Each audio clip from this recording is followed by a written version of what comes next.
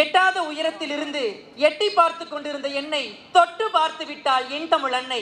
வந்தாயே தாயே, வா மகனே என்றாயே, தந்தாயே என்னாவில் என்னாலும் சரம் சரமாய் தமிழ் பாட்டு. உன்னை மறப்பேனா, உன்னை பாடாது இருப்பேனா?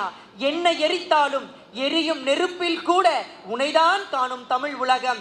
செந்தமிழ் தாயே, சிந்த மகன் வணங்குகிறேன் கரம் குவித்து. என் உயிரினும் மேலான தாய்மொழியான தமிழ் மொழிக்கும் தமிழ் மொழியை நேசிக்கும் அத்துணை தமிழர்களுக்கும் இந்த கிருஷ்ணகிரி தமிழனி தமிழ் வணக்கங்கள். அனைவருக்கும் வணக்கம்.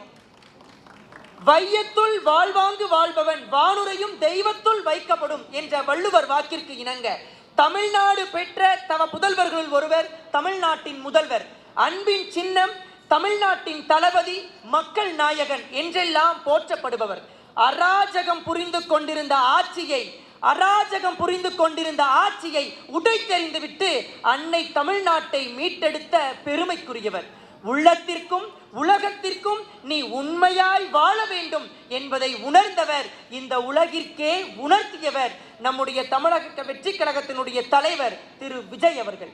அரசியல் என்பது வியாபாரமாய் மாறி போன வேளையில் அது நல்லதோர் அரசியல் என்பது நல்லதோர் மக்களை காக்கும் சேவை இயக்கம் என்பதை இந்த உலகிற்கு வெளிச்சம் போட்டு காட்டியவர். பதவி மோகத்தில் பாய்ந்த கூட்டத்திற்கு மத்தியிலே பாசக்கார தலைவனாய் நின்று சாதித்து காட்டிய தலைவன் நம்முடைய விஜய் அவர்கள். ஆம், அன்று தளபதி என்று அன்போடு அழைத்தோம். ஆனால் இன்று தமிழகத்தின் தலை விதியை மாற்றும் நாயகனாய் பார்க்கிறோம். அரசியல் என்னும் சதுரங்கத்தில் ஆடம்பர பகடைகள் உருண்ட போது எளியோரின் பக்கமாய் நின்றவன். கேள்வி கணைகள் நெஞ்சை துளைத்த போதும் புன்னகையோடு அதை பூச்செண்டுகளாய் மாற்றியவன் நம்முடைய தமிழக வெற்றி கழகத்தினுடைய தலைவர் மாண்புமிகு முதலமைச்சர் திரு விஜய் அவர்கள். ஆம், இந்த சமூகத்தில் நீந்த தெரியாத மீன்கள் இல்லை, ஓடத் தெரியாத மான்கள் இல்லை, பாடத் தெரியாத குயில்கள் இல்லை, ஆடத் தெரியாத மயில்கள் இல்லை. ஆனால் ஆளத் தெரியாத மனிதர்கள் வாழும் இந்த உலகத்தில் எப்படி ஆளக்கூடாது என்பதற்கு உதாரணமாக எத்தனையோ பேர் இந்த நாட்டை ஆண்டிருக்கலாம்.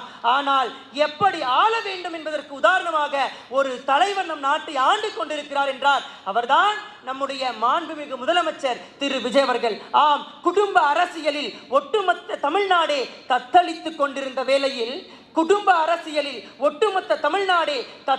கொண்டிருந்த வேளையில் தமிழ்நாட்டின் ஒவ்வொரு குடும்பத்திலும் எது அரசியல் என்பதை புரிய வைத்த அரசியல் இலக்கணத்தை வகுத்தவர் திரு விஜய் அவர்கள் என்பதை இந்த தமிழ் சமூகம் புரிந்து கொள்ள வேண்டும். திரைத்துறையில் அவர் கையசைத்தால் கோடிகள் கொட்டும், யாரும் மறுக்க முடியாது. ஆனால் புகழின் உச்சத்தில் இருந்த போதும் கூட என் மக்கள் பஞ்சத்திலும் லஞ்சத்திலும் வஞ்சத்திலும் ஊழலிலும் சிக்கி சின்ன பின்னமாக மாறிக்கொண்டிருக்கும் போது அவர்களின் துயர் துடைக்க நானே களத்தில் இறங்குகிறேன் என்று களத்தில் இறங்கி பணியாற்றி கொண்டிருக்கின்ற ஒரே தலைவர் மாண்புமிகு முதலமைச்சர் திரு விஜய் அவர்கள் என்பதை இந்த சமூகம் புரிந்து கொள்ள வேண்டும். ஆம், அரசியலுக்கு அதிகாரத்தை உயர்த்தி கொள்ளும்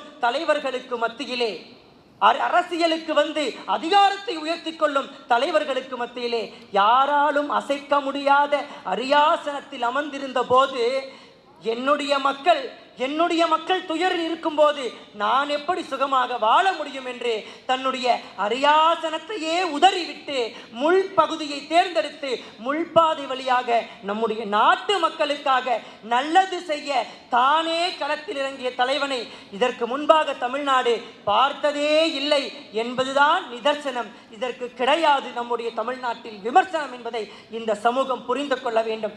மாற்றம் என்பது ஏட்டளவில் மட்டுமல்ல, அது தமிழ்நாட்டு மக்களின் வாழ்க்கையிலும் இருக்க வேண்டும் என்று தமிழ்நாட்டு மக்களுக்காகவே உழைத்துக் கொண்டிருக்கின்ற ஒரு தலைவனை பல ஆண்டுகளுக்கு பிறகு இன்றுதான் தமிழகம் பார்த்திருக்கிறது என்பதை யாராலும் மறுக்க முடியாத உண்மையாக இருக்கிறது. ஆம், தமிழக வெற்றி கழகத்தினுடைய நோக்கம் என்னவாக இருக்கிறது தெரியுமா? தமிழ்நாட்டு இளைஞர்களுடைய திறமையை வீணாக்காமல் அவர்களுக்கான வேலை வாய்ப்பை நம்முடைய தமிழ்நாட்டிலே உருவாக்கி இந்தியாவிலே தமிழ்நாட்டை முதன்மை மாநிலமாக மாற்றுவதுதான் தமிழக வெற்றி கழகத்தினுடைய நோக்கமாக இருக்கிறது. அதை நோக்கிதான் நம்முடைய முதலமைச்சர் பயணித்துக் கொண்டிருக்கிறார் என்பதை ஒட்டுமொத்த தமிழ்நாடும் வியந்து பார்த்து கொண்டிருக்கிறது என்பதை இந்த சமூகம் மறந்துவிடக்கூடாது. ஆக அரியா சனத்தின் மீது ஆசைப்பட்ட தலைவர்களுக்கு மத்தியிலே அரிய சனத்தின் மீது ஆசைப்பட்ட ஒரே தலைவர் நம்முடைய முதலமைச்சர், மாண்புமிகு முதலமைச்சர் திரு விஜய் அவர்கள் என்பதை இந்த சமூகம் புரிந்து கொள்ள வேண்டும். ஆம், அன்றைக்கு விஜயாக இருந்தார், தளபதியாக இருந்தால் இன்றைக்கு ஒட்டுமொத்த மக்கள் மனதிலும் நீங்கமர நிறைந்திருக்கிறார். அன்றைக்கு என் நெஞ்சில் குடியிருக்கும் என்று அன்போடு ரசிகர்களை அழைத்தார். இன்றைக்கு தமிழ்நாட்டின் ஒவ்வொரு குடும்பத்திலும் ஒவ்வொரு மக்களையும் தன் நெஞ்சிலே வாங்கி நாட்டு மக்களுக்காகவே உழைத்துக் கொண்டிருக்கின்ற ஒரே தலைவர் விஜய் அவர்கள். விஜய் என்று சொன்னால் வெற்றி என்று பொருளாம். ஆம், விஜய் என்று சொன்னால் வெற்றி என்று பொருளாம். இவர் வருகையால், இவருடைய தலைமையால் தமிழகத்திற்கே வெற்றியாக மாறிவிட்டது என்பது நிதர்சனமான உண்மையாக இருக்கிறது.